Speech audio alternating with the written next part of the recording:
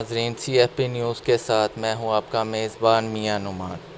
جیسا کہ آپ سب جانتے ہیں کہ کرونا ایک جو دنیا کے اوپر اس ٹائم آفت کا منظر پیش کر رہی ہے، بلکہ اگر اسے آفت سے بھی بڑھ کر کہا جائے تو اس میں کوئی شک۔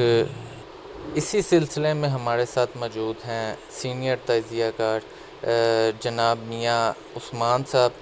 جی ہم میاں عثمان صاحب سے پوچھیں گے کہ جیسا کہ کچھ ذرائع کے مطابق کرونا وائرس جو ہے وہ ایک پوری دنیا میں وبا کی شکل میں ہے، اور کچھ ذرائع کے مطابق یہ کہنا ہے کہ یہ ایک جی بسم اللہ الرحمن الرحیم۔ ناظرین السلام علیکم۔ جیسا کہ آپ نے صحیح کہا کہ بعض جو ذرائع ہیں ان کے مطابق یہ ایک سوچی سمجھی سازش کے تحت بھیجا گیا ہے، لیکن دوسری طرف کچھ لوگ یہ کہتے ہیں کہ یہ ایک ہمارے پہ آزمائش آئی ہوئی ہے، یہ ایک وبا ہے۔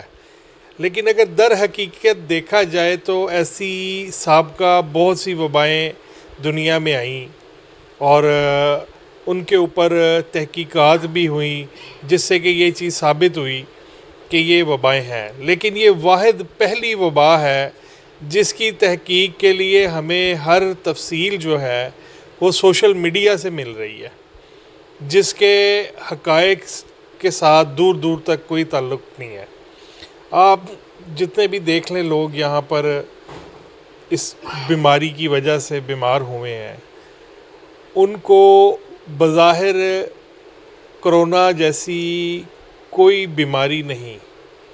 جتنی یہاں پہ اموات ہوئی ہیں پوری دنیا میں لے لیں، اس میں زیادہ تر جو اموات ہوئی ہیں وہ کسی نہ کسی اور چیز کے مریض تھے، اور ہمارے یہاں پر پاکستان میں بھی سیم یہی چیز آئی ہے کہ جو لوگ بیمار تھے کسی دل کے مرض کی وجہ سے، کسی اور چیز کی وجہ سے، ان کو بھی یہاں پہ کرونا کا ڈکلیئر کیا گیا، جس کے کہ بہت سے شواہد موجود ہیں، بہت سی ویڈیوز بھی سوشل میڈیا پہ وائرل ہوئی ہیں کہ جو سرکاری ٹیسٹ ہوئے ہیں ان میں پازیٹیو رپورٹیں آئی ہیں، لیکن اگر باہر سے پرائیویٹ لیب سے ان کا ٹیسٹ کروایا گیا ہے تو وہ نیگیٹو آئی ہیں۔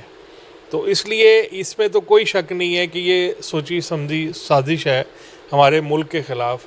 بیسیکلی یہ ایک منصوبہ تھا جس کے تحت پاکستان اور چائنا کو بریک کرنا تھا، ہمارا بارڈر سیل کرنے کے لیے یہ شوشہ چھوڑا گیا اور اس کو وایا ایران بھیجا گیا۔ اگر تو دیکھیں امریکہ نے الزام لگایا ہے کہ یہ وائرس جو ہے یہ چائنا میں بنا ہے، چائنا سے آیا ہے، لیکن ہمارے ملک میں یہ بھیجا ایران سے گیا ہے، چائنا سے نہیں آیا۔ اگر چائنا سے بنا ہوتا تو جتنی ہماری آمد و رفت چائنا کے ساتھ ہے، جتنا ہمارا کاروباری لین دین ہے بلکہ پوری دنیا کا، تو یہ موو ہونا چاہیے تھا چائنا سے۔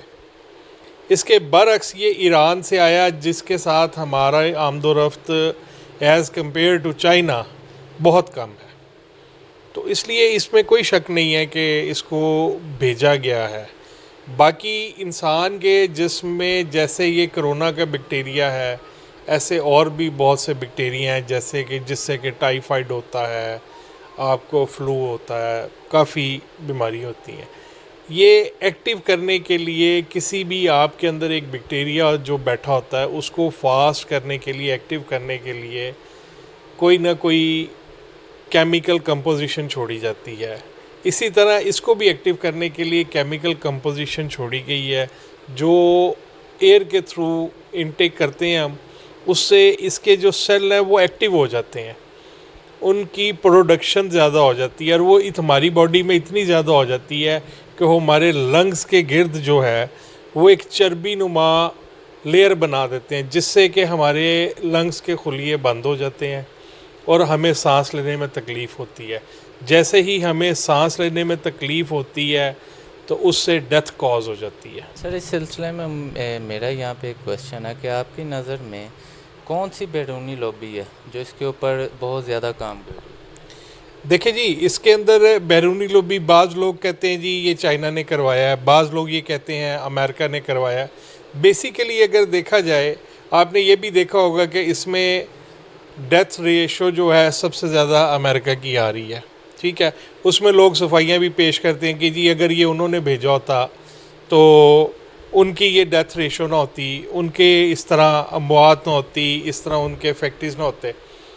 جب کوئی بھی جنگ کی جاتی ہے، جنگ کے اندر نقصان دونوں سائڈوں کا ہوتا ہے، اگر تو ایک سائڈ کا صرف نقصان ہو تو وہ جنگ نہیں ہوتی۔ اسی طرح یہ بیسیکلی حصہ ہے آپ کی بایولوجیکل وار اور سائبر وار کا۔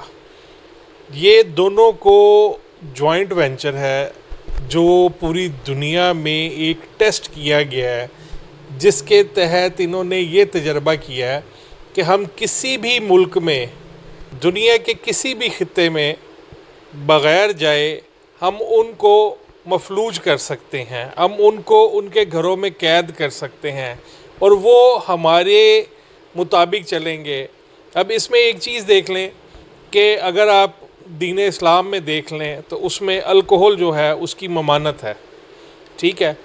اب انہی لوگوں کے کہنے کے اوپر ہم مسلمان ہینڈ سینیٹائزر یوز کریں جس میں کہ 70% الکوہل ہے، تو یہ ایک جیتا جاگتا تجربہ کہہ لیں یا ایک جیتا جاگتا ثبوت کہہ لیں جو ہے کہ ہم ان کی بات ماننے پہ مجبور ہو گئے ہیں۔ تو یہ اس طریقے سے انہوں نے اس چیز کو کیا، اور یہ اینٹی مسلم لابی ہے، اینٹی کرائسٹ لابی ہے جو یہ کر رہی ہے، جس کو ہم جیوز کہتے ہیں۔ یہ یہودی لابی ہے جو کہ پوری دنیا کے اوپر راج کر رہی ہے اس وقت۔ جتنے پلیٹ فارمز ہیں، آپ کے فائنینشیل انسٹیٹیوٹس ہیں، ان کو وہ ہولڈ کی ہوئی ہے، اور یہ پوری دنیا کے اوپر اپنی پالیسیز چلا رہی ہے۔ IMF ان کا ہے، ورلڈ بینک ان کا ہے، تو یہ اس کے تحت یہ سارا کچھ ہو رہا ہے۔ تو سر آپ یہ کس طرح دیکھتے ہیں کہ یہ جو کرونا وائرس جو آپ پہ مسلط کیا گیا ہے ایک قسم کا، تو اس سے معیشت کے اوپر کتنا برا اثر پڑے گا پاکستان میں، اور آنے والے وقت میں یہ کب تک سٹیبل ہو سکتا ہے؟ دیکھیں جی، اس میں جب انہوں نے کسی بھی چیز کو امپلیمنٹ کرتے ہیں تو اس کے لیے ان کی 50 سالہ 100 سالہ پلاننگ ہوتی ہے۔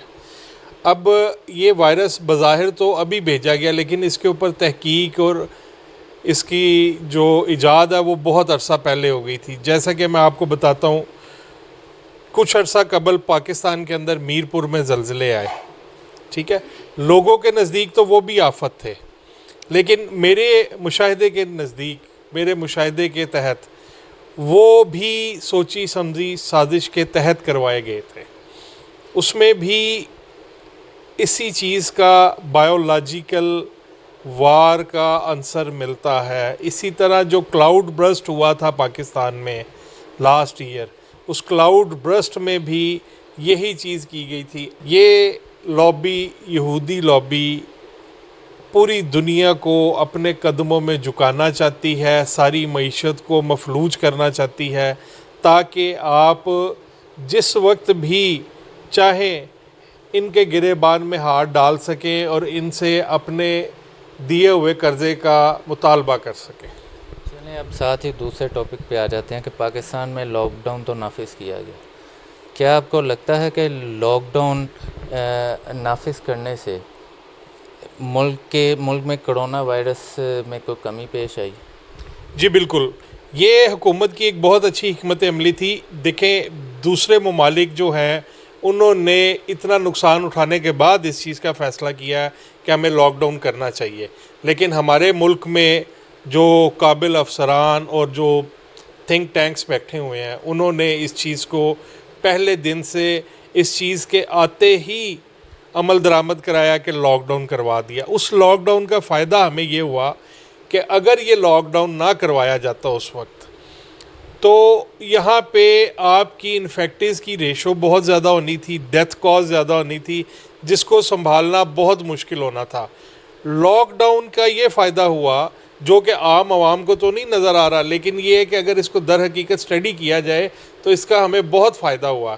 اس وقت پوری دنیا میں سب سے کم ریشو پہ ہم جا رہے ہیں۔ کیوں جا رہے ہیں؟ کہ ہم نے آتے ساتھ ہی اس کو لاک ڈاؤن کر دیا، اور اسی دوران ہم نے پریپریشن شروع کر دی اس کے حفاظتی انتظامات کے لیے۔ ہم نے سینیٹائزرز، ماسک، جو چیزیں ہو سکتی تھی اس کو ہم نے مینوفیکچرنگ شروع کروا دی۔ جی بہت شکریہ سر. جیسا کہ میاں عثمان صاحب جو سینئر تجزیہ نگار ہیں، ان کا بھی یہی کہنا ہے کہ لاک ڈاؤن کی وجہ سے پاکستان میں کرونا مریضوں کی تعداد میں کمی آئی ہے، اور یہ اسی طرح نافذ عمل رہنا چاہیے. اسی طرح اپنے میزبان